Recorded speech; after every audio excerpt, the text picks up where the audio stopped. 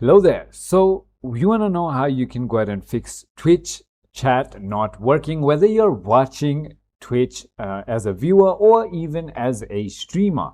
So first things first, all you want to do is simply go ahead into twitch.tv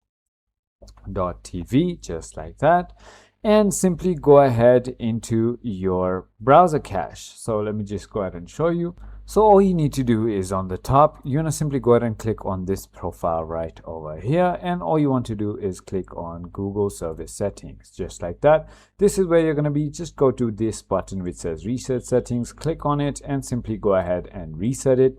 And it should go ahead and work. If it still doesn't, go ahead and try to restart your Twitch, or even if it's still not working, it could just be the browser and you could just simply use something else for it. So that is in case of going ahead and watching as a viewer. However, if you're having a problem while streaming, it could be a problem of your OBS or your OBS Studio. So first things first, I want you to simply go ahead and uninstall and reinstall OBS. Once you've done that and it still doesn't work, what you want to do is simply go ahead and delete cache of your OBS. So first things first, just press the Windows key plus R and this will pop up.